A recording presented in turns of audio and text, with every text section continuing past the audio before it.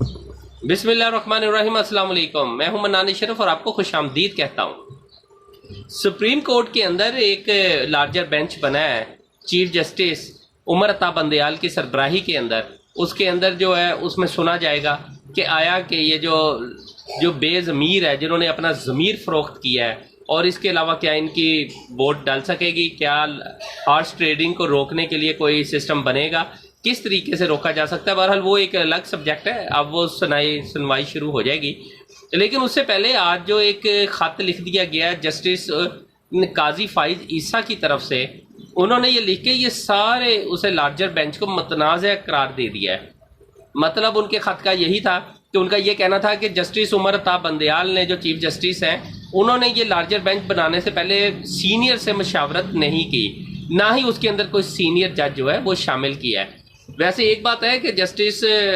काजी फाइज ईसा साहब को ये इल्म होना चाहिए था कि मज़ीद 10 जजेस और भी हैं कि वो भी इसमें शामिल नहीं है। ये जो अब लार्जर बेंच बना है, सिर्फ एक नाम जस्टिस काजी फाइज ईसा साहब का ही नाम क्यों अंदर शामिल किया जाए, इसकी कोई थोड़ी बहुत रीज़न तो होनी चाहिए। बहरहाल अगर ये सीनियर थे तो और भी मोस्ट सीनियर लोग मौजूद हैं, एक बंदे को ही अंदर शामिल करना समझ से बाहर है। बहरहाल इत्तेहादी इस टाइम फैसला नहीं कर पाए, जबकि मीडिया जो है ना वो बहुत लव करने लग गया है अपोजिशन के साथ, नून लीग के साथ। उनकी पूरी कोशिश है कि अगर इत्तेहादियों ने नहीं भी फैसला किया तो वो समझे कर लिया है। उन्होंने वो जो अपनी इस टाइम के ऊपर न्यूज़ ब्रेक कर रहे हैं, खा वो जंग के अंदर ब्रेक हुई या दीगर जगहों के ऊपर, उनमें यही ये शो किया जा रहा है कि इत्तेहादी गवर्नमेंट के उन्होंने फैसला कर लिया है कि हमने अपोजिशन के साथ जाना है, बस उसका ऐलान होना बाकी है। वो ऐलान जो है शायद किसी टाइम के ऊपर भी हो जाएगा, और मे भी 25 तारीख तक ऐलान हो जाएगा या 25 तारीख को ही ऐलान होगा।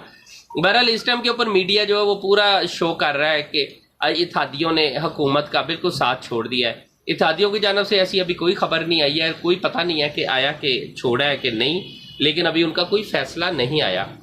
अब मैं आपको बताता हूँ, काफ लीग अगर छोड़ना भी चाहे गवर्नमेंट को, हुकूमत को नहीं छोड़ सकती, क्योंकि काफ लीग को पता है, चौधरी शुजात को, चौधरी परवेज अलाई साहब को, ये बहुत मैच्योर सियासतदान है, इन्हें पता है कि इमरान खान ने इन्हीं दिनों के अंदर अवाम को चार्ज कर दिया है। अवाम इस टाइम के ऊपर बड़ा शदीद, जो लोग समझते हैं कि हुकूमत सही काम कर रही है, वो लोग जो है बड़े गम और गुस्से के अंदर मौजूद हैं, और 27 मार्च का जो जलसा है उसे पूरी कोशिश कर रहे हैं कि उसे कामयाब करवा दे, बहुत बड़ी तादाद में लोग भी चले जाएं। कि जिस तरह इसका शोर बढ़ेगा, जिस तरह इत्तेहादी अपने फैसले को लेट करेंगे, देखिए मुमकिन है कि इत्तेहादी जो है फैसला कर लेंगे, हमने जी अपोजिशन के साथ ही जाना, हमने हुकूमत का साथ छोड़ देना है। अपोजिशन को मिलेगा क्या?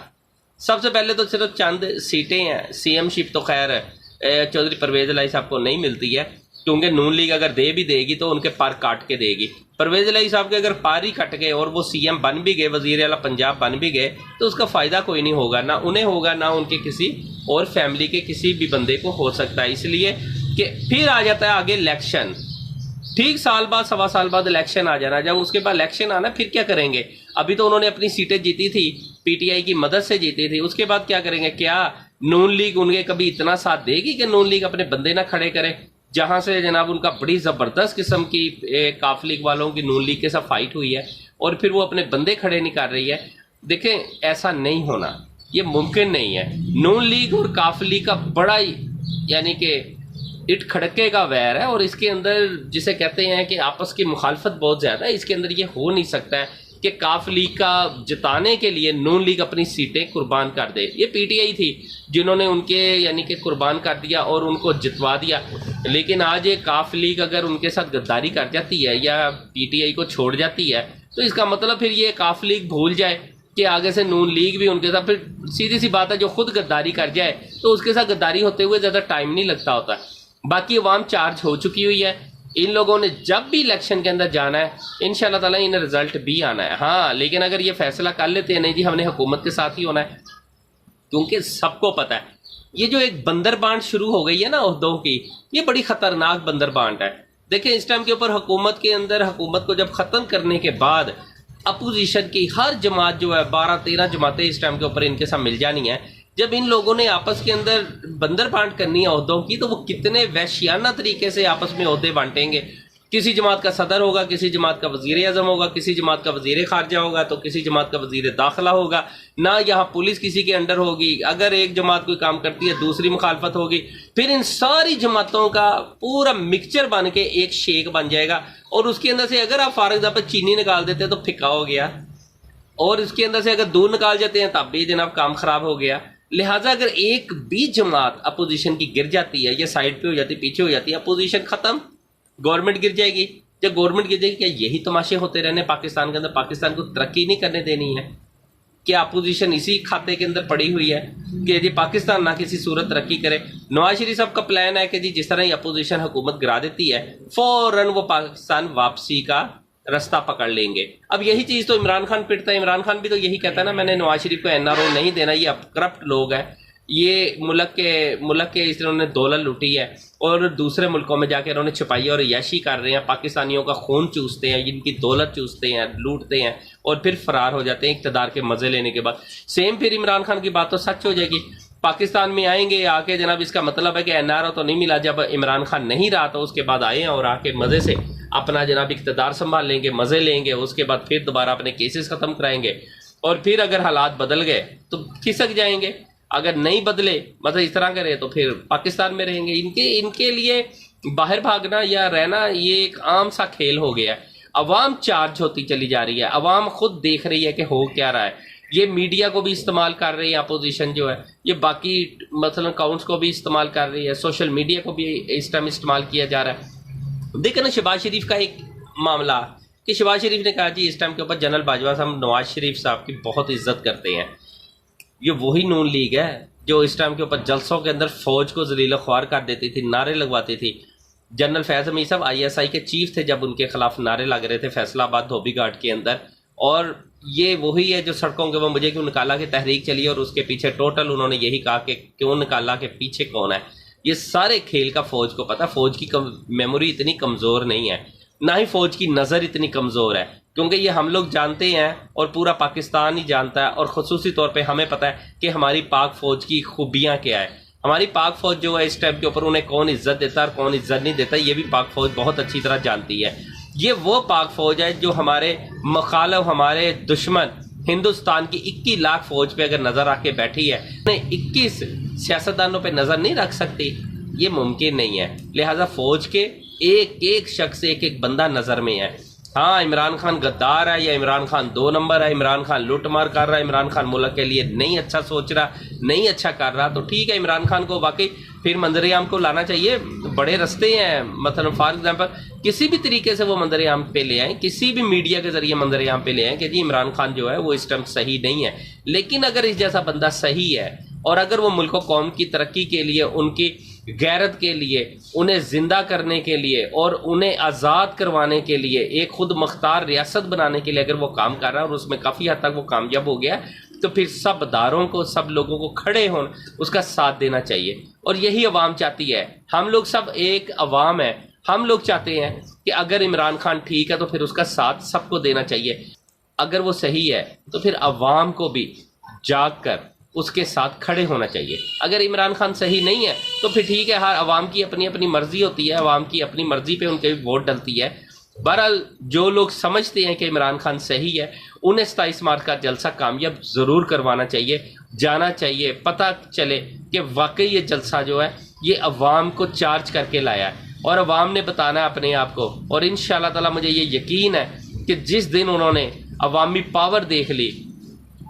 دیکھیں عوامی پاور کا اپنے لیڈر کے ساتھ کھڑے ہونا بہت ضروری ہے، اور وہ بھی عمران خان جیسا لیڈر جو ملک و قوم کے لیے سوچتا ہے اور اسی ملک کی ترقی کے لیے، اس کی آزادی کے لیے سوچتا ہے۔ ہم 1947 کے اندر آزاد ہوئے، 1947 کے اندر یہ ملک آزاد ہوا، اس ٹائم کے اوپر 15 لاکھ افراد نے قربانیاں دی۔ یہ وہ مسلمان تھے پاکستانی جنہوں نے قربانیاں دی، کسی نے اپنی بیوی، کسی نے بچہ، کسی نے بیٹا، کسی نے بیٹی، کسی نے باپ، کسی نے ماں کی قربانی دی، اور پھر 15 لاکھ افراد کی قربانی کے بعد یہ ملک اب بن گیا۔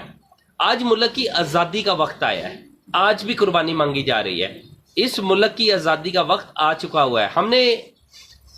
امریکہ کو بتا دیا کہ ہم ایک آزاد ریاست ہے، ہماری خارجہ پالیسی بھی آزاد ہوگی، ہم کسی کے غلام نہیں ہوں گے۔ ہم نے یورپ کو بھی بتا دیا، ہم نے دیگر ملکوں کو بھی بتا دیا، ہم نے اسلامی ریاستوں کو بھی بتا دیا کہ ہمارے پیارے نبی صلی اللہ علیہ وسلم کی شان میں جو گستاخی ہوتی ہے وہ آپ لوگوں کی پراسرار خاموشی کی وجہ سے ہوتی ہے، آپ کی مجرمانہ غفلت کی وجہ سے ہوتی ہے۔ یہ تمام اسلامی ملکوں کو بتا دیا گیا، اور اسلامی ملک اس بات کو مانتے بھی ہیں کہ ہمارے پیارے نبی صلی اللہ علیہ وسلم کی شان میں جو گستاخی ہوتی ہے وہ تمام اسلامی ممالک کے سربراہان کی پراسرار خاموشی کی وجہ سے ہوتی تھی۔ لیکن اللہ کا شکر ہے آج اسلامی ملک بھی جاگ گئے ہیں، آج جاگے ہیں، تو پھر تو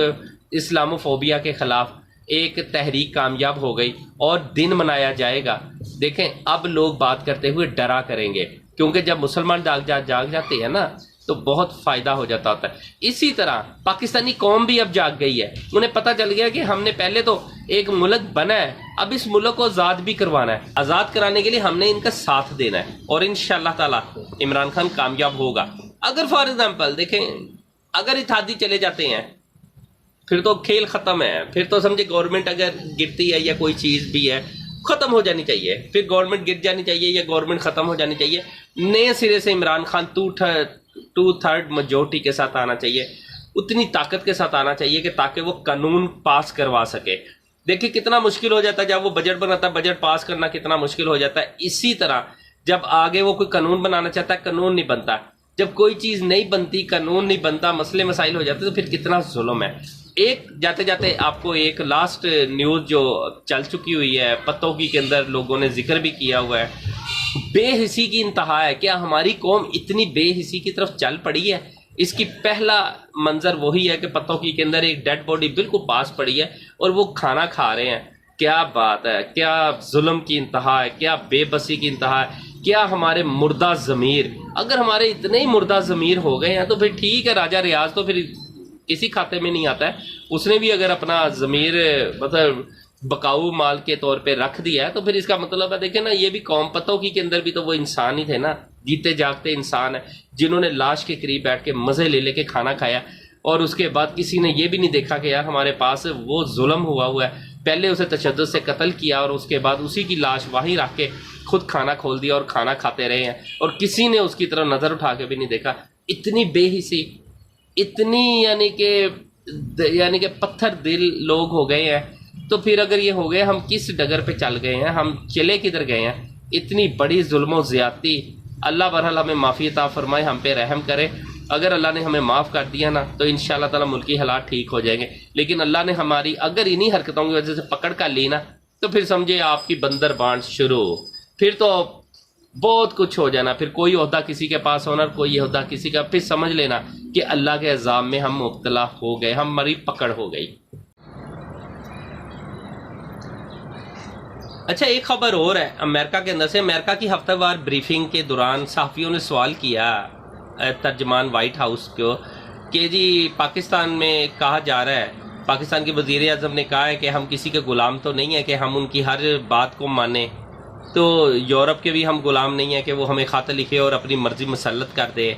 آپ اس پہ کیا کہتے ہیں؟ تو انہوں نے اس پہ سوال کا جواب دینے سے اجتناب کیا، صرف یہی کہا کہ ہمارے تعلقات ہیں، سفارتی سطح بڑے اچھے ہیں یہ وہ، اور اس کے علاوہ مزید باتیں کرنے سے انکار کر دیا، مزید جواب دینے سے انکار کر دیا، کیونکہ انہیں پتہ ہے کہ اس ٹائم کے اوپر پاکستان کی اور ان کی پوزیشن کیا ہے۔ جو بائیڈن نے ضد کی ہے، آج تک ضد کرتا رہا ہے، یہی ہے نا کہ جو بائیڈن کو اپنے غلام چاہیے، ان غلاموں کو تو فون کر لیتا ہے لیکن اس بندے کو فون نہیں کر سکا آج تک، 3.5 سال سے اوپر ہو گئے ہیں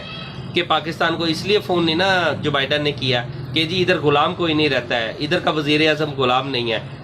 بہرحال آج تک کے لیے اتنا ہی ہے۔ منان اشرف اور اس کی ٹیم کو اجازت دیجیے، اپنا اور اپنے چینل کا بہت خیال رکھیے گا۔ اللہ حافظ۔